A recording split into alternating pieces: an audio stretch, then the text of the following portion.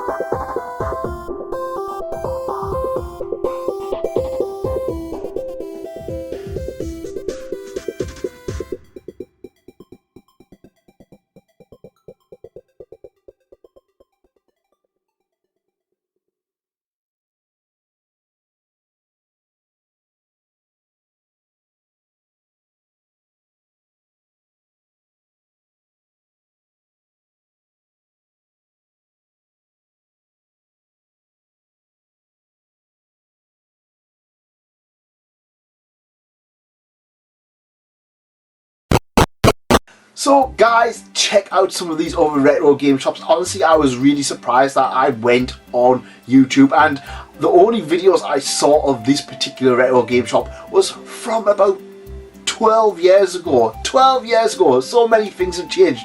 So what was it like? Well, it was weird because Ripon itself is interesting because it's definitely a market town. It was definitely a little bit more busier on certain days. Now, Electric Town was only open on Fridays and Saturdays, and it was the very first thing I did on the Saturday was pop into there, and honestly, an absolutely lovely place.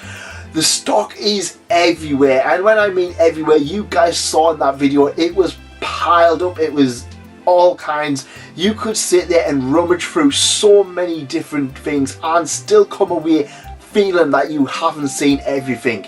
A little downside for me was the fact that nothing was priced, and the reason being, obviously I spoke to the bloke and he was just like, you know what, the prices changed that fast on a lot of these things, and he said basically he's got a database of how much things are and he just works off that, which at the end of the day, it is what it is.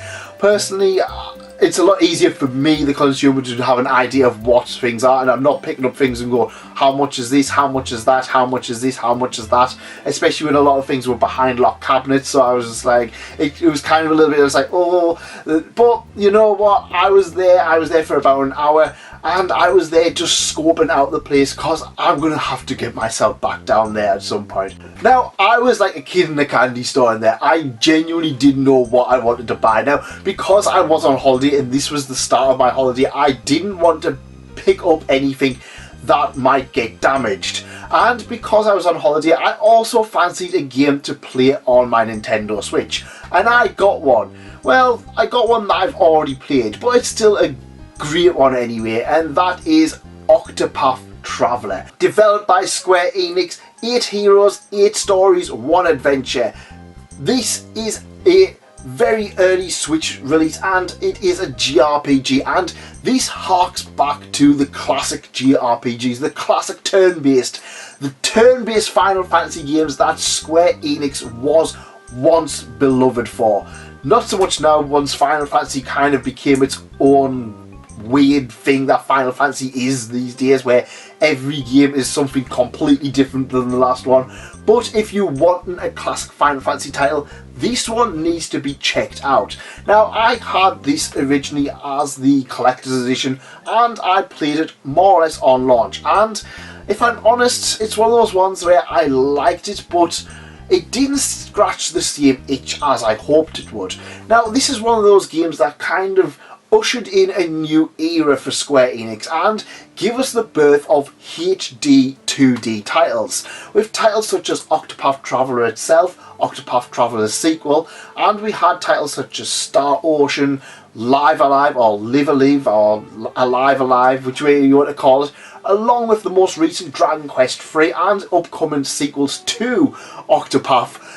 HD 2D has become its own little thing, and honestly, I'm all for it. It's fantastic to see so many games, at least stuff like Star Ocean and Live Alive, where they were given a new lease on life. They were pretty much remade in this HD 2D version, which makes them a remake, but they also stay very faithful to the original sprite base, the original 2D, 2.5D way of playing that we used to play on the Super Nintendo, the PlayStation 1, Game Boy Advance, DS eras.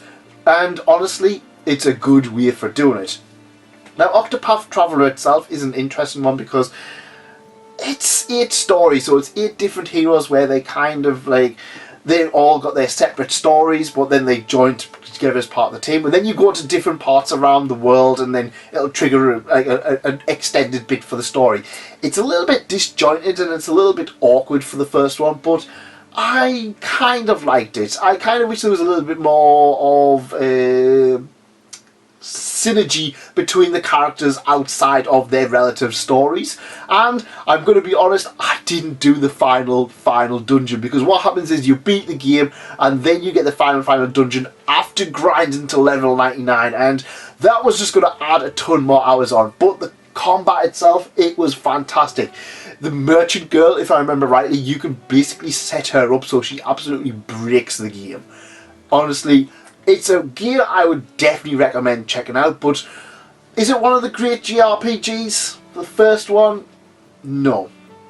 At least in my opinion, it's not. It's got far too many flaws. It's a beloved title, but it does have far too many flaws for my liking. I've heard the second one is a lot better, but I've yet to play that. Let me know in the comments, is the second one worth checking out? It's on my list, but I think I kind of want to get it simply because, well, that would pretty much complete the 2.5 HD subset collection. That's the only one I'm missing now. So yeah, I was happy to get it. It was cheap enough, and it was nice to be able to pick something up from a retro game shop, even if it isn't necessarily retro. So Electric Town in Ripon, honestly for me it was worth the journey. Obviously, of course, I was already down there for holidays, but Ripon itself is a very nice town. It's a market town, so depending on which day you go, it will be various kind of busy. There's stuff like Fountains Abbey very nearby, which is worth checking out afterwards. You can probably get half a day in Ripon, half a day in Fountains Abbey. There's stuff like canal boats, and there's a big cathedral if you want to kind of explore. But the actual shop itself was wonderful. The staff owner there was absolutely lovely.